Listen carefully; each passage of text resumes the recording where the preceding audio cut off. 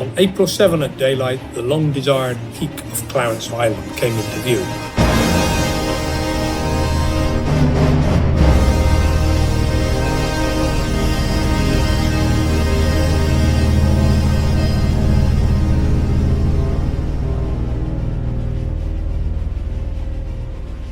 At noon, we were spewed out of the pack into the open ocean. Dark blue and sapphire green ran the seas. Our sails were soon up, and with a fair wind, we moved over the waves like Viking ships on the quest for a lost Atlantis, and we were making good progress.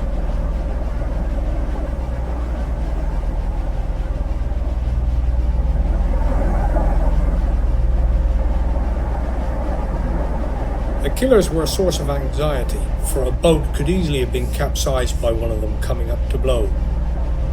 They would throw aside in a nonchalant fashion pieces of ice much bigger than our boats when they rose to the surface.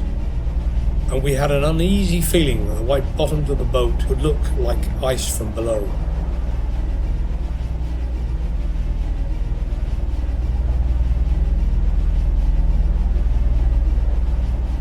Constant rain and snow squalls soaked us through, and it was down to 4 degrees below zero. When we were not on watch, we lay in each other's arms for warmth. Our frozen suits thawed where our bodies met, and as the slightest movement exposed these comparatively warm spots to the biting air, we clung motionless, whispering each to his companion our hopes and thoughts. Lips were cracked, and eyes and eyelids showed red in salt-encrusted faces. Beards, even of the younger men, might have been those of the patriarchs, for the frost and the salt spray had made them white. I doubted if all the men would survive that night.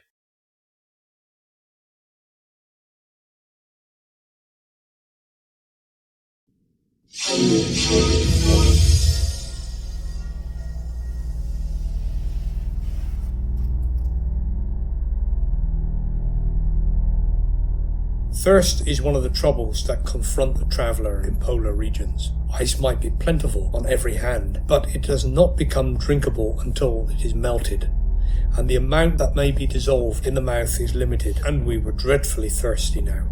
We would have given all the tea in China for a lump of ice to melt into water, but no ice was within our reach. The temperature was 20 below freezing point. One of the man's right foot got badly frostbitten. It was restored by holding it in another man's sweater against the stomach.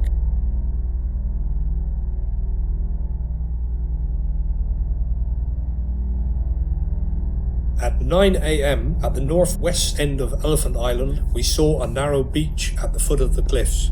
We brought one of the boats towards the opening in the reef, and then with a few strong strokes we shot through on the top of a swell and ran the boat onto a stony beach.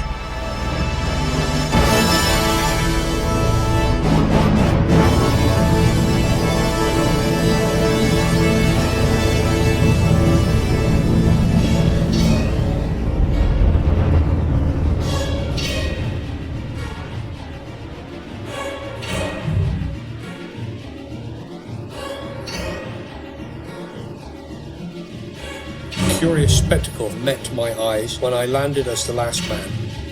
Some of the men were reeling about the beach as if they had found an unlimited supply of alcoholic liquor on the desolate shore. They were laughing uproariously,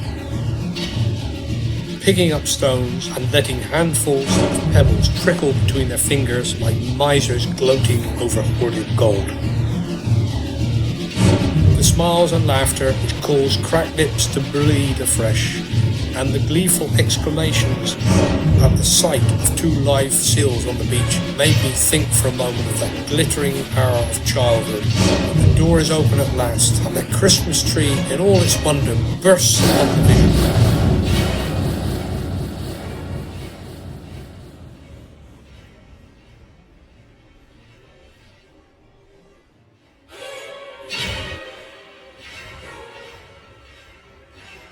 We drank water and ate seal meat until every man had reached the limit of his capacity.